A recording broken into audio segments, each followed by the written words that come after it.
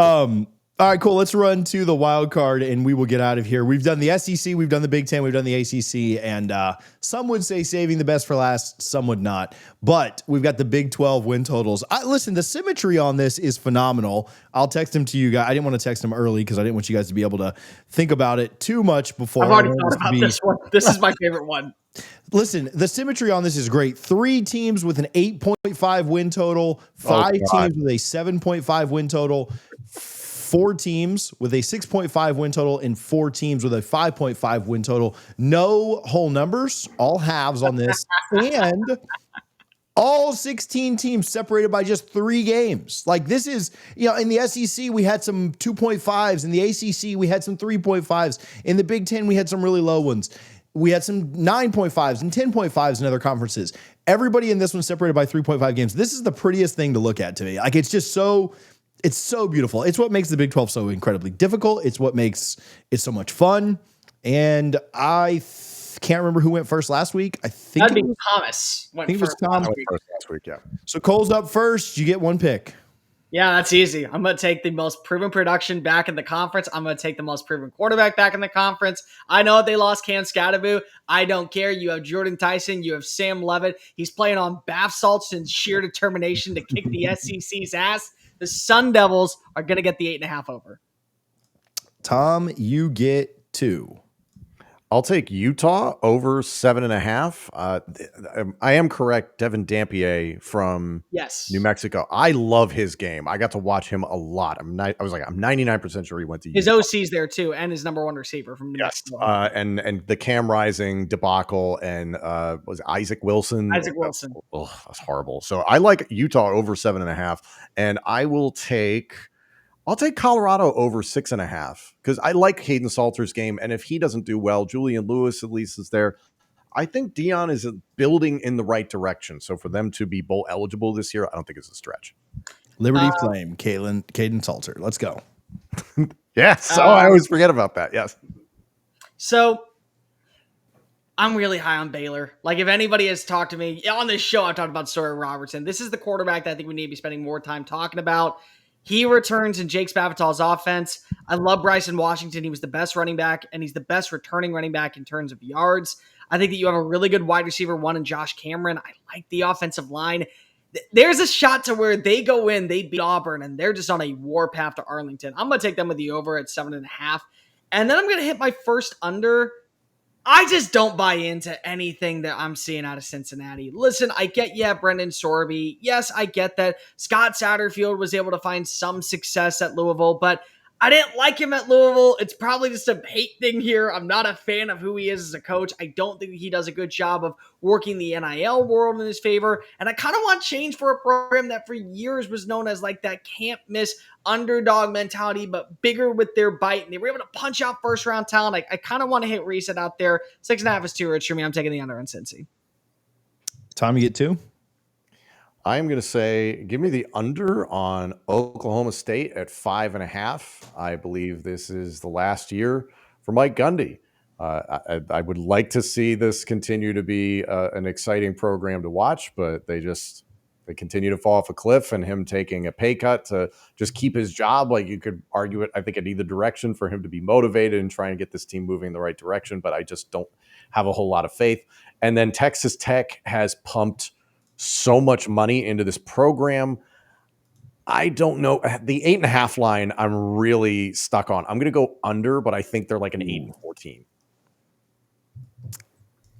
If they go under 8-5, I feel like that's a lot of money wasted. It worked out in softball, though. Spending money in softball did work out for Texas Tech. I know we don't talk about that on here, but Cole, what you got? I updated the list and sent it back over. This is where it gets challenging because there's a lot of teams that I'm on that fence of. First one is UCF. I'm going to take the under at 5.5. Listen, Scott Frost did a great job his first time in Orlando. That was also a group of 5 team that tried to claim that they were a national champion. So let's just go ahead and figure out who's going to be your starting quarterback. What do you have on the offensive line? What do you have with the returning production at running back now that RJ Harvey is off to the NFL? I'm going to play the wait and see. I'm not saying it was a bad hire. I don't know enough about it. And then Yeah, there's just a part of me that loves Avery Johnson, and I still believe, and I'll die on this take until the cows come crying home. Chris Kleiman is the most underappreciated coach of the national perspective. For 5 consistent years of 8+ wins, he's won a Big 12 title, and we don't talk about him as a top 15 coach, just like a dude that lives out in Manhattan, Kansas. So some respect to the Sunflower Shade. Show some respect to the Little Apple. I'm going to take the 8.5 on Kansas State. Avery Johnson has a breakout year, and they are going to be a threat to win the Big 12. Tom, 2. Give me BYU over 7.5. BYU, one of the most consistent programs in college football. Retzlaff coming back. I always like what that program is able to do. Just very, very consistent year to year. Man, West Virginia with Rich Rod. I'll go over 5.5. I like that too. That was the one I was looking at. Do I want to take him? I was on the fence a little bit. They brought Pat Smith in to the program, I think, as a offensive analyst or maybe the all-out quarterback coach. I can't remember his exact title, but Pat McAfee is going to be talking about the program every single week. You know that, so there'll be a lot of eyeballs on West Virginia this year. Updated list sent your way. Call, you get 2 here. Then we'll go 1-1-1 to finish. I would take Arizona at under 5.5. I like Noah Fafita. I love Noah Fafita. I think that last year was not a good inclination on who he is as a quarterback. And I like that they brought in Chris Hudson, the wide receiver from Washington State. Know that name. He is going to be the next version of what you want out of Ted McMillan. But they lost too much in the transfer portal. I think Brent Brennan's on borrowed time. I'm going to take the under on that one. And then I'm going to do it, and I'm really going to regret doing it. But I think that Willie Fritz is a program builder. I'm going to take the over at 6.5 on Houston. I like Connor Wigman coming on in. I like the wide receiver that they brought in from UAB. I like both hires of the coordinators in Austin Armstrong and Slade Nagel. I think that they're going to be at that 7-win range this year. Fritz wanted to go out on top. I think he wanted to go to a big-time program. This is that program that he wants to end his tenure off of the right now. Tom, Iowa State, Kansas, TCU. You get 1. I get 1. I'll take TCU under 6.5. I could see them finishing at perfectly 500 this season. I like Josh Hoover. I don't love the supporting cast. I don't like their schedule either. You open at North Carolina. We've talked about Bill Belichick and North Carolina ad nauseum.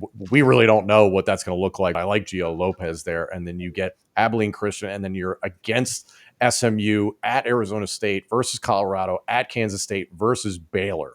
They might lose all of those games right in a row, and then they might win out the rest of the way at West Virginia, against Iowa State, at BYU, at Houston versus Cincinnati. It's going to be a challenge.